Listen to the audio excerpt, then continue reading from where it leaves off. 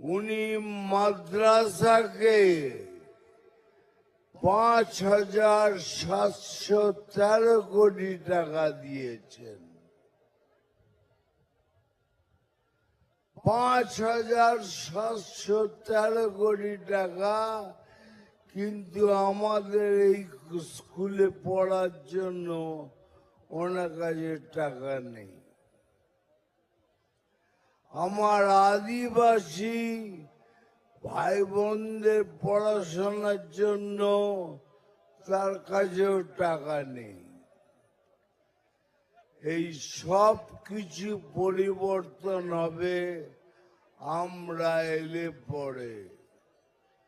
এটা আপনাদের কাছে আমি প্রতিজ্ঞা করে গেলাম, কথা দিয়ে গেলাম, এটা হবেই। তারপরে কি বলছেন,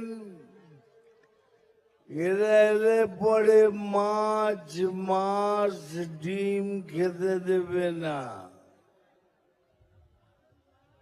এটা যদি বিশ্বাসযোগ্য ব্যাপার বলুন তো? মহারাষ্ট্রে দেখুন, রাস্তায় বসে বসে ভাজিয়া দিচ্ছে। রাজস্থানে শুটিং করে এলাম, ভোপালে শুটিং করে এলাম। দেখুন, যতগুলো বিজেপি রাজ্য শাসিত আছে সেখানে সব জায়গায় সব খেতে পাওয়া যায়।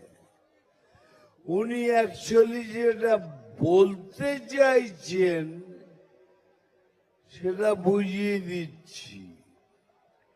উনি নাকটা এইভাবে নয়, এরম করে ঘুরে দেখাচ্ছেন।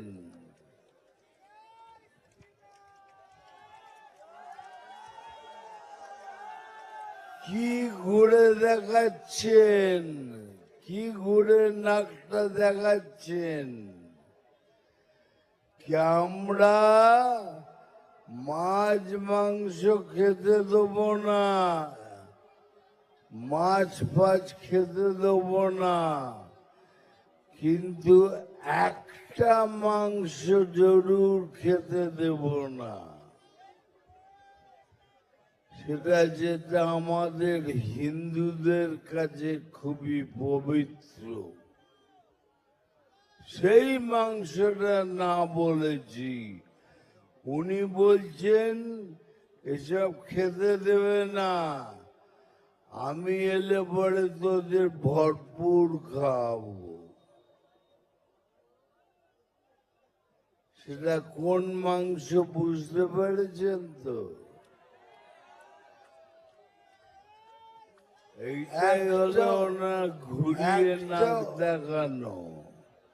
আমি এলে পরে তোদের, কখনো কখনো ভাবি ইনি কি সত্যি ব্রাহ্মণগড়ের হিন্দু মহিলা?